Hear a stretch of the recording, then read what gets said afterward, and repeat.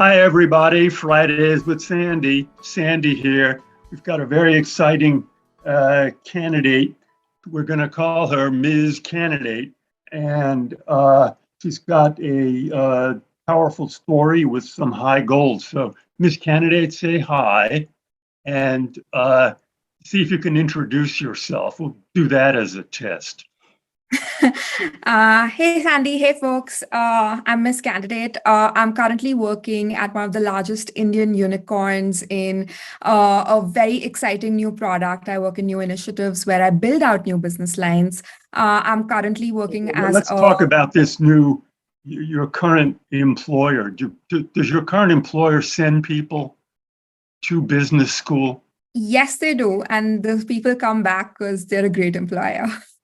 Well, we just care about getting in here. So what business schools have people from your current employer attended? LBS, INSEAD, and Columbia are the recent schools that have come up within the company. Yeah, and you can be honest here. Comparing yourself to the people who've been accepted to those schools, would you say that you're, had the same kind of work experiences, had the same kind of advancement, had the same kind of recommendations? I realize this is all a little bit of guesswork, but you seem like someone who could make a very sophisticated guess on this question. I'd say I have better, if not at par, growth. I have excellent work experience even within the cohorts, and my letters of recommendation are written by the company leaders.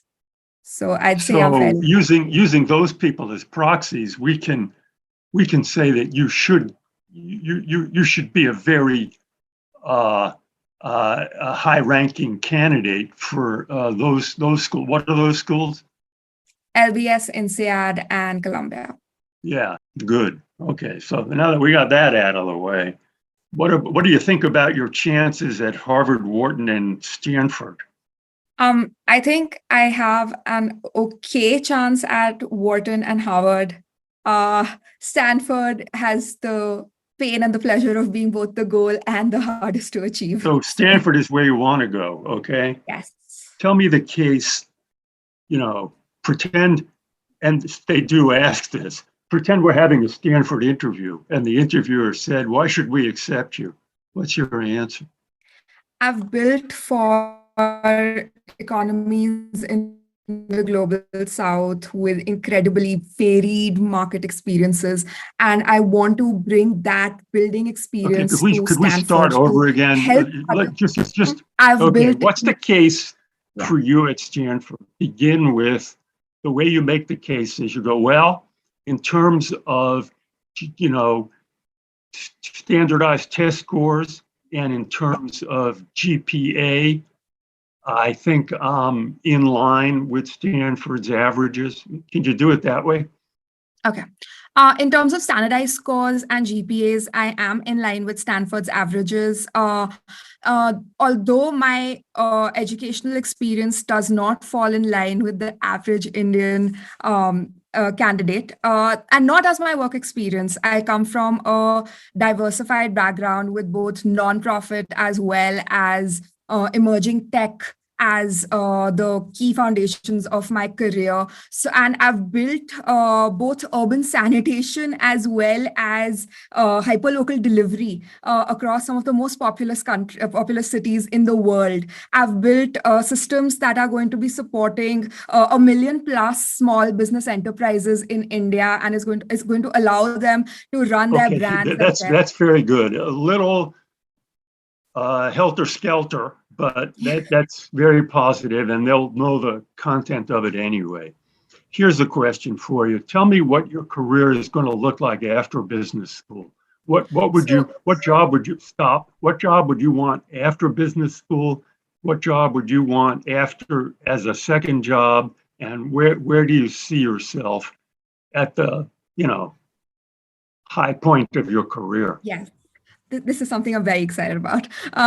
So immediately after B school, I want to go back to building. I want to continue building products, specifically in consumer tech. I've worked in an Indian company building for India. Now I want to work in a global company building for the Yeah, global so South. name a company and a job that would be good for you. An incredible place to be would be product marketing at Instagram, or product management at Etsy, or product strategy at Pinterest. These are the top three choices Yeah, those for are me. great. You're when you're on, you're on. So you're a very powerful applicant. With good. And then what job would you want after that?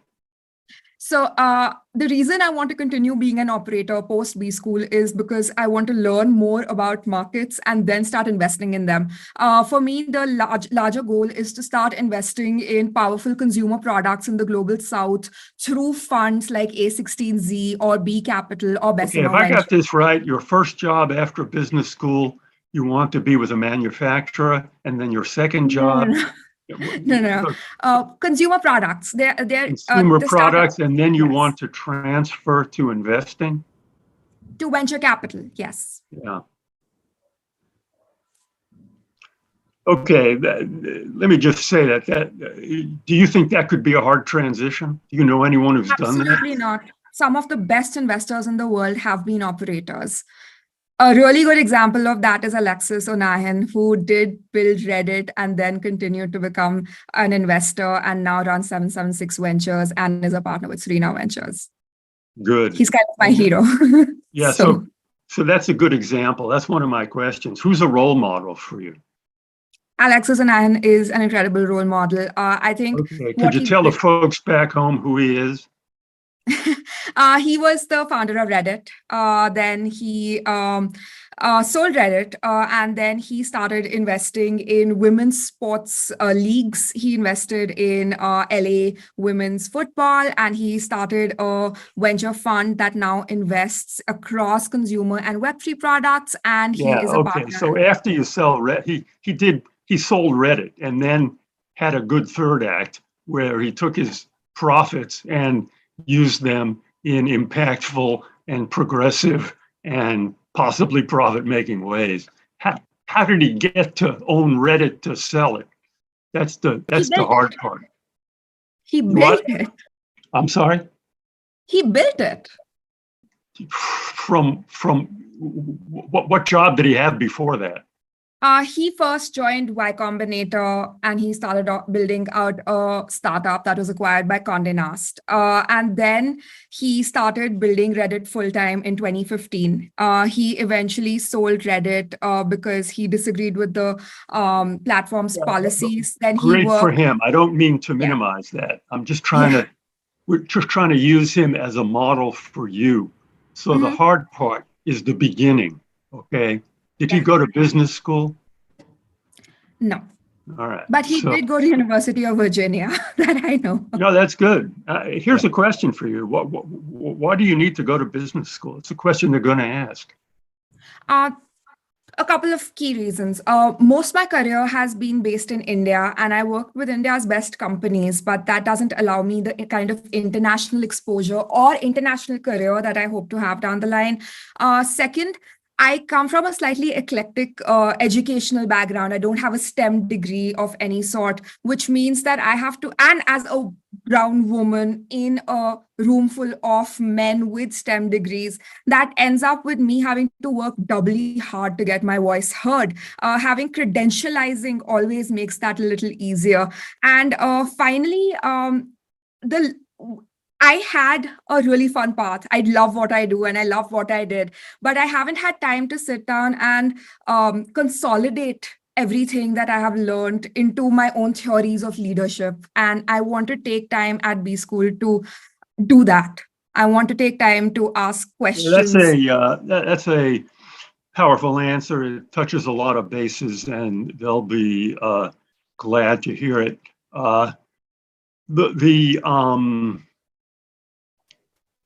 The by the book, the people go to business school, particularly Harvard, Stanford, and Wharton. One of the things the business schools think they teach you besides business basics, like the first year curriculum, marketing, statistics, stuff like that. The business schools think they believe they teach you, and they want to hear you tell them that you think they teach you leadership. That's the big word, okay? So your answer is, I want to learn different styles of leadership because I plan to lead, cross-functional teams. I plan to lead people from different backgrounds. So going to your business school would really help me become a flexible and impactful leader. Okay, that's the party line. Yeah. I'm sure you knew that, right? Okay, here's a question that often comes up, and it's helpful. How come you went to your undergraduate? I forget if you want to reveal this. How come you went to your undergraduate institution? I was terrible at math and I loved history. And the undergraduate institution I went to is the largest and most prestigious liberal arts institution in India for the subject. So. Okay, that's good. Okay, that's your story, and you're sticking with it. You got a lot going for you. I think your chances of getting into those schools that you mentioned your colleagues getting into are good, since you seem to be as qualified or more qualified than they are.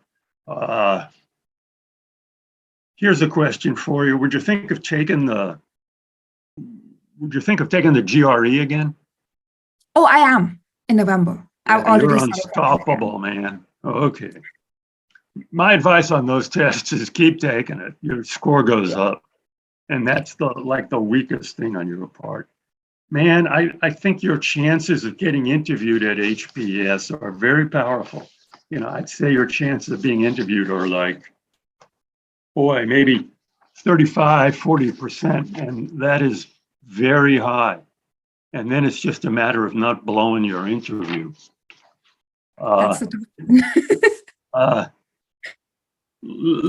So that's my, do you have any questions for me? Couple of questions. One, do schools look differently at students who require aid? They say they don't. I don't know any more than that. Harvard says they're, what do they say, need blind, Yeah. What can I do to make my chances specifically at Stanford more spiky? Well, let me give you the bad news here. Keep taking the standardized testing till you get as high a score as you can. They may say they don't care about that, but they do.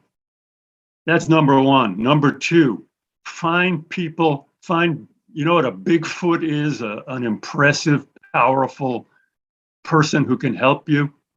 Mm-hmm. Find recommendation writers who are willing to, this is ideal, like make a phone call, who are, close enough to the admissions committee that they could say, hi, Jim, I don't call you. I only call you every 3 years with a super duper candidate. And it's been 3 years, and let me introduce you to this person. Okay, let me introduce you to Ms. Candidate. Now that's hard to do.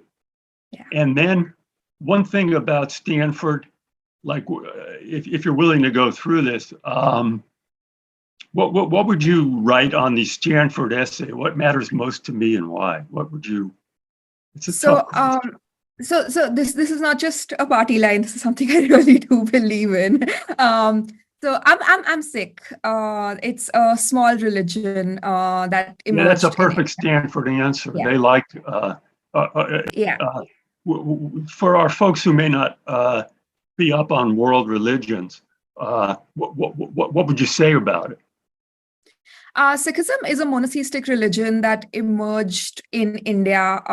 We believe in service or seva and sarbat tapala or betterment of humanity. And that's kind of been a guiding force to my career too. If you look at any of my career choices, it's been about enabling people and trying to make their lives better.